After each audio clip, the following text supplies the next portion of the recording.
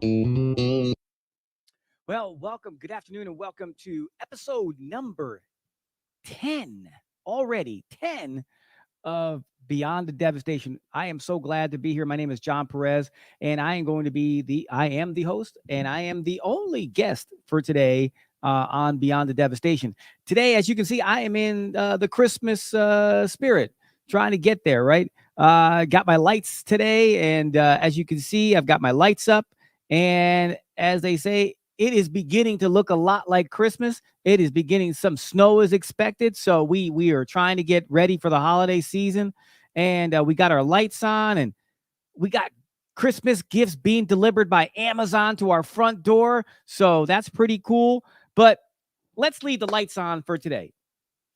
Today, I wanted to talk about beyond the holidays.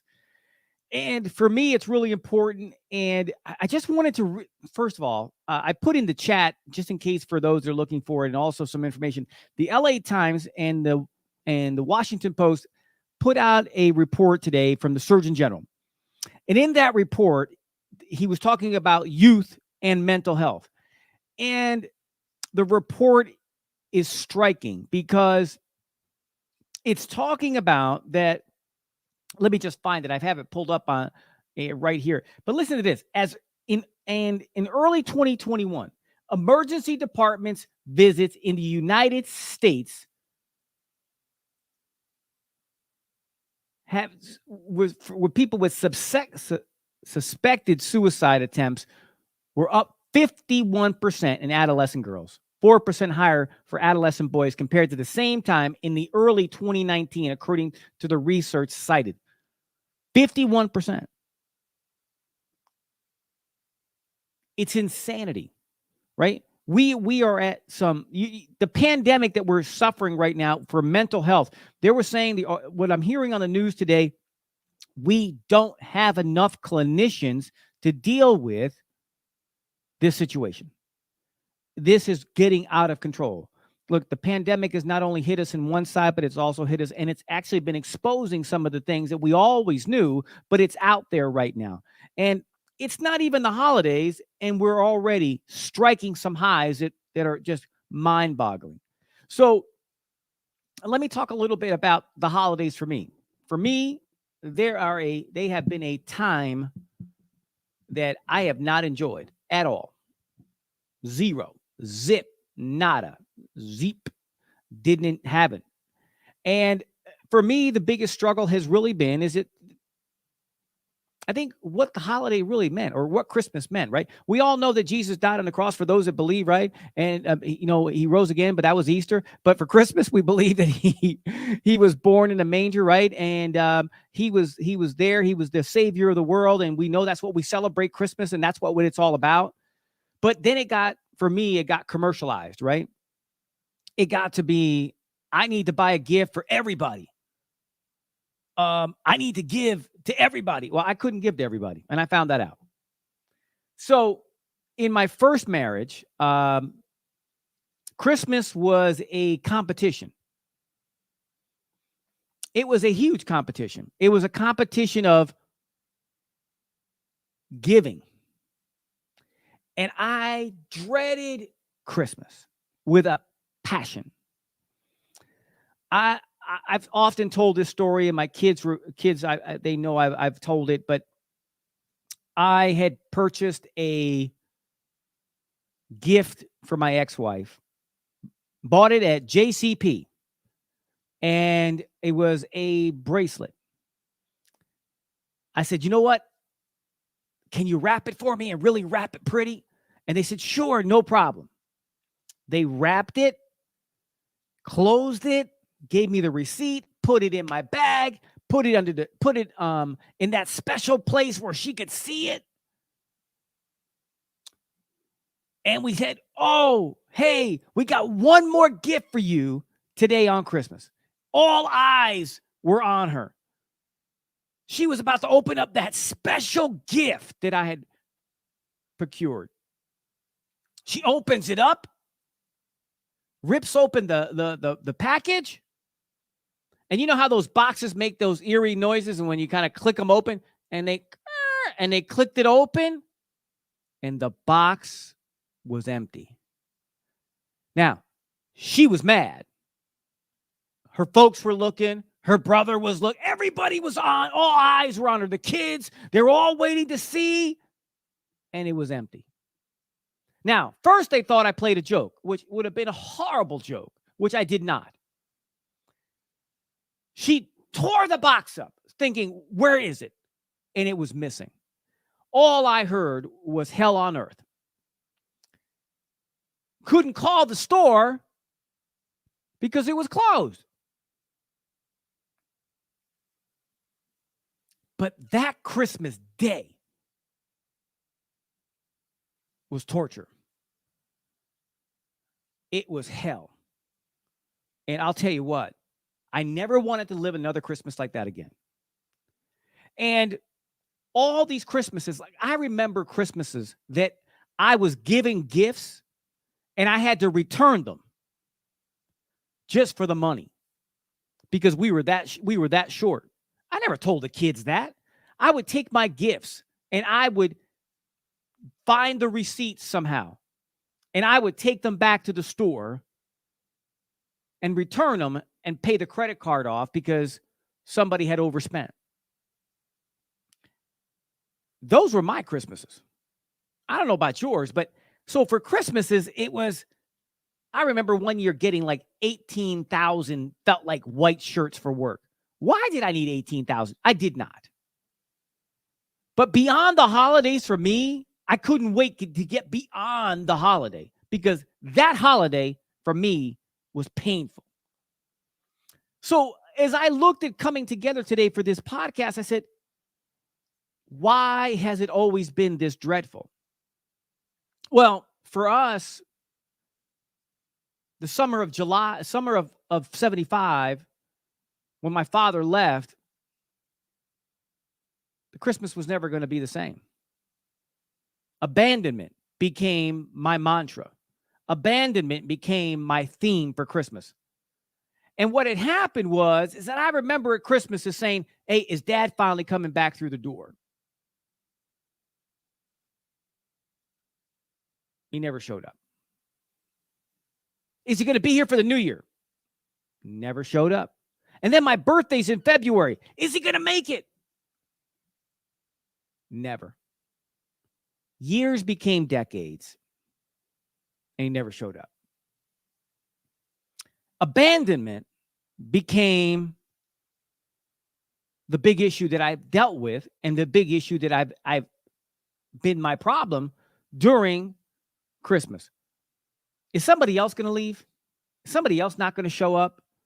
And it really was the impetus around not really wanting to celebrate the holiday because it didn't mean anything to me. It was a holiday. It was a day off. Now, I did the best that I could for my kids and gave them what they more than what they wanted. But for me, I never got what I needed.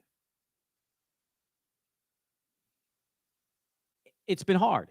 Now, when I got remarried, we got married 7 days before Christmas. We spent Christmas on our honeymoon in Puerto Rico, which was the bomb, right?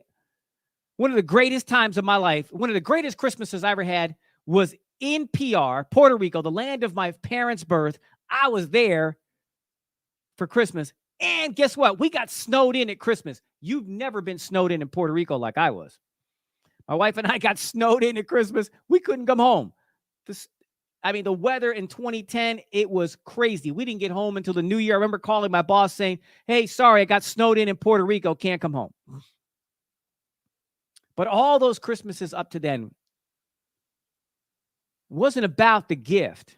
It was about the one you wanted to spend the time with. And that was the big change, right? Beyond the holiday. But it's been a struggle. Like this year, we moved into our home in 2019. We purchased a home. And we got a chance to, so from 2011 up until 19, I didn't want to put up the tree. I didn't want to take down the tree. I didn't want to decorate the house. I didn't want to look at it. I wanted no part of decorations. because it was just another day. And for me, it was always about the monetary gain, or I should say the monetary loss of all these putting this money into these gifts that, man, in my head, it was always, are they just going to return them? Are they going to be too small? Are they going to be too big? Are they not going to be the right color? Are they not going to be the right size? And I said, oh, I'm so sick and tired of not buying the right gift. So I decided to just mail it in. So I decided I was going to try really hard in trying to change this and break this emotional bondage that I had of not enjoying the Christmas season. So this year, or last year, I put up the tree all by myself, decorated it, put it up, and took it down. Well, this year I decided that when I brought up the tree this year, I said, okay, I know the date I'm going to put it up. It's right after Thanksgiving. That Friday, I'm going to spend it. And guess what? Tree lights decided not to work. It was a pre-lit tree that didn't want to be pre-lit. So what did I do? I went out shopping for a new tree.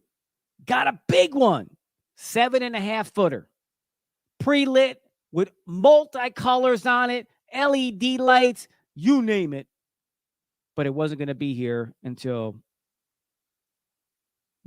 early part of December. But I ordered it, came in early, put the bad boy up, 7.5 feet, got myself a big old star on the top that had a disco ball in it, and it lights up the top of the ceiling at where the tree is. Awesome. I decided that I needed to change the way I looked at this Christmas season. And I'm going to tell you, it's been hard because people put so much into Christmas. And I have decided that I checked out for all these years. So I started to change a little bit about how I approached it. In 2019, before the pandemic, I've shared this before, but I'll share it again for those that might be listening for the first time. I decided that that was the year I just retired from my job, and I was going into full-time pastorate. And I really we didn't have the money. I didn't have the money. So what I did is that I took gifts that really meant a lot to me, or things that I had in my home that really meant a lot to me, and I gave one of these, each gift to each child. I gave my daughter Samantha, who loves photography, one of my very first camera that I had already got, 35 millimeter camera. One of the first ones I ever owned and purchased. Gave that to my daughter. Gave my middle child a watch that I had been given by my company. And then I gave my son the very first Bose headset I ever owned in my life. And I gave them, and I wrote them a letter. And I told them how much I loved them. But I wanted them to give them something from me rather than giving them something from a store, because I think the sentimental value was greater than what I could have ever given them from a department store. This is where I'm trying to get beyond the holiday.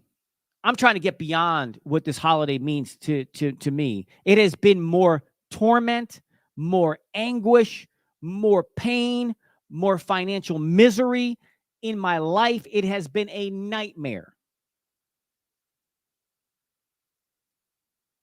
But how do I get beyond it? Well, as you can see, my lights are on, right? That's a big change for me. I've got my lights on, and I've got my Christmas presents ready to be all wrapped up and ready to go, right? That's a big change. These are the little changes that I am doing mentally to say that I will change the way I look at this Christmas season. So I'm really hoping that those that are watching and those that are listening to this episode 10 Beyond the Holidays, I want you to change the way you look at it. I want you to pull on that emotional string of this holiday season, this Christmas season, and really begin to say, what can I do to change? I've got to change me. I've got to look at it differently.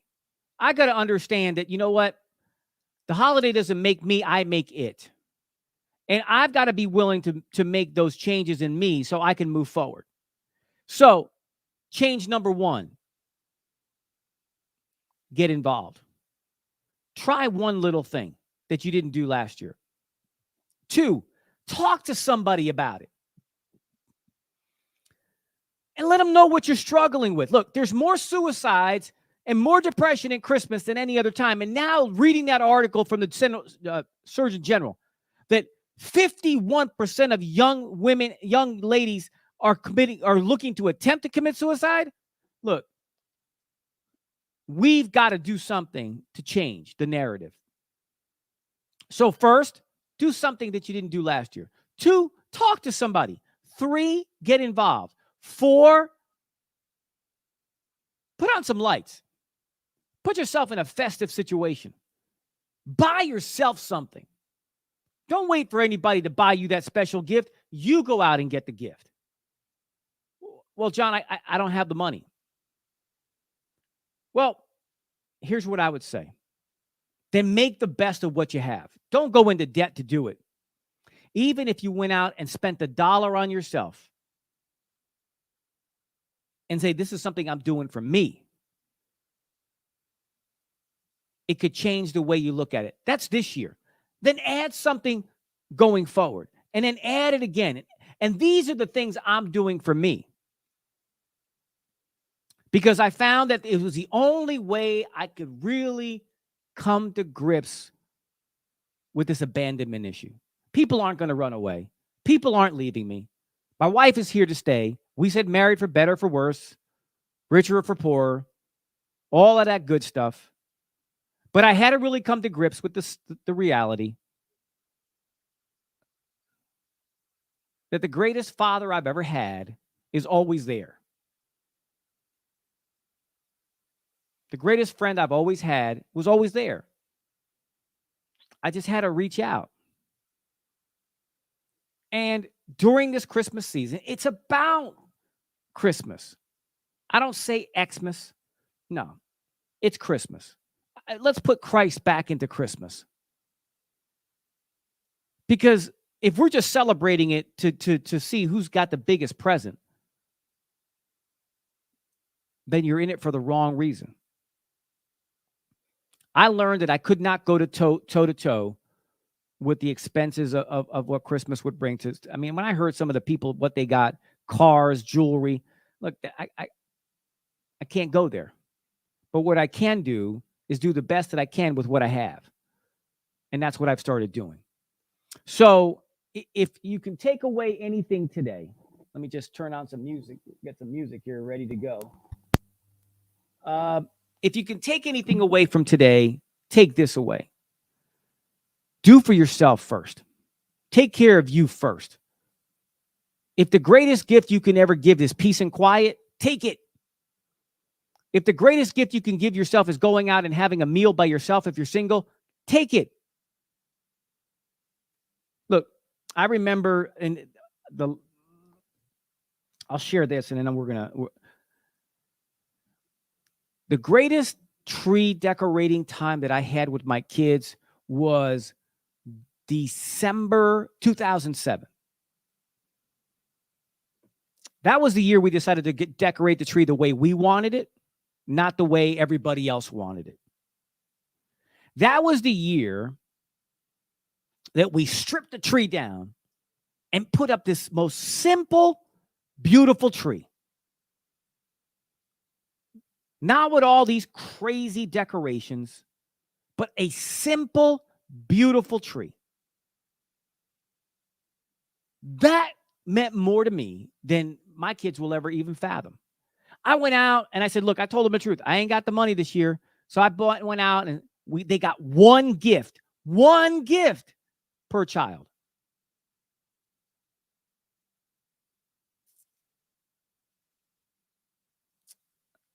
And it was the greatest Christmas we ever had, the four of us. Me and the three Musketeers. You can have it if you want it. I just decided that we needed to change. And the only way to change was for me to change.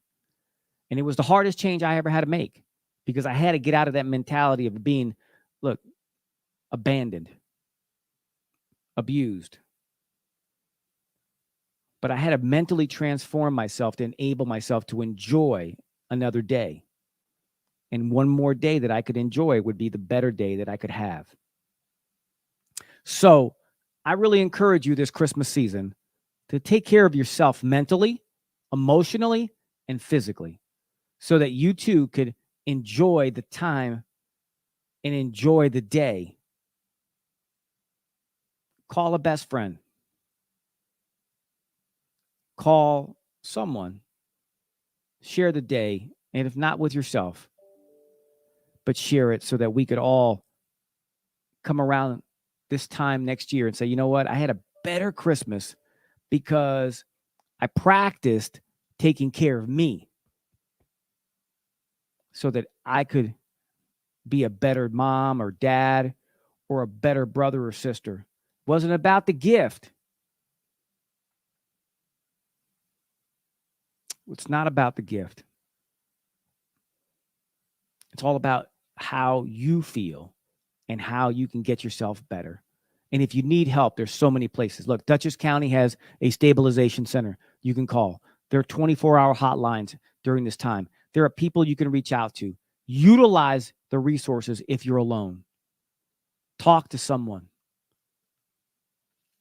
And if you don't know what else to do, look, I'd recommend calling on the people I called on when I was really in desperate need.